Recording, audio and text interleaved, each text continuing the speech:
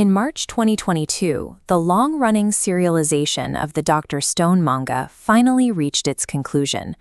After millennia frozen in stone, humanity had clawed its way back.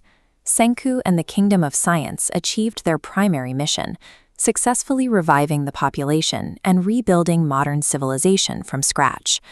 But the creators, Riichiro Inagaki and Boichi, had one last epilogue to tell. Released shortly after the finale, the three-chapter spin-off Dr. Stone 4D Science, collected as Volume 27, picks up right where the original story left off. Now that the world is saved, Senku has his sights set on a new objective that sounds like pure science fiction. He is going to build a time machine. Restoring the planet provided the industrial and scientific infrastructure Senku needed to begin his assault on the fourth dimension. But you cannot just start welding a time machine together. The scientific method dictates that before you build the hardware, you have to prove time travel is theoretically possible in the first place. To demonstrate this, the story flashes back to a 10-year-old Senku standing at the top of the Tokyo Skytree on New Year's Eve. His methodology was simple. He set up a radio receiver, calibrated the equipment, and waited to catch a broadcast transmitted from his future time-traveling self.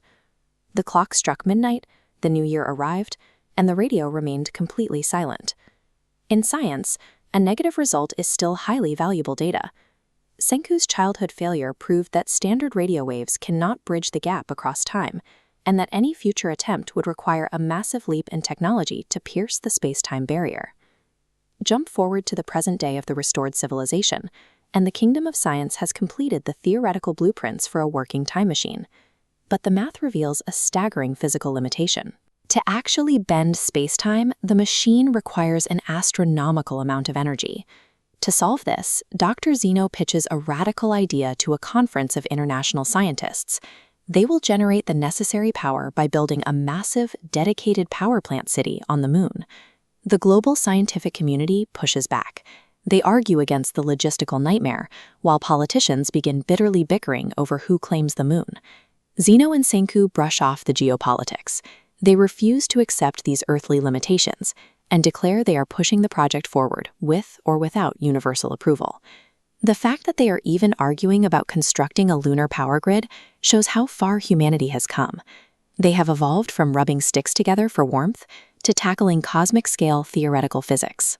The preparations for this massive undertaking require significant time, allowing the crew to hit major life milestones, like Chrome fulfilling his long-standing promise to marry Ruri. But while the lunar city is being planned, the scientists realize they still need to test their time machine blueprints. They have to recreate Senku's childhood experiment, but this time armed with the advanced tools of the stone world. Standard radio waves dissipate against temporal barriers. Instead, they encode Morse code into dense petrification waves to pierce spacetime. Pulling back on this timeline model, the transmission travels outward along the x-axis, while the origin receiver waits for a response. This experiment applies rigorous scientific method, analyzing a past failure, changing the core variables, and retesting the impossible hypothesis. The designated time for the transmission arrives, and the team gathers around the receiver tower for the live test. For a long, agonizing moment, there is absolutely nothing. The silence hangs in the air, mirroring the exact same failure Senku experienced as a child. But then, the analog receiver violently sparks to life. The dials jump, and it starts buzzing with an incoming stream of Morse code. When they translate the dots and dashes, the message reads, "Hello to you all, denizens of the past. My name is Byakuya Ishigami." This single transmission provides hard, irrefutable data that their time travel theories are correct, while finally allowing Senku to make contact with his deceased adopted father. The takeaway from this experiment is clear. Within the universe of Dr. Stone, time travel is no longer a theoretical concept. It is officially possible. By anchoring a massive theoretical breakthrough in a personal reconnection, Volume 27 bridges the gap between cold equations and human memory. This spin-off serves as a reminder that even when the main chapters close, the story of humanity doesn't stop. The relentless, optimistic march of science will always keep pushing toward the future.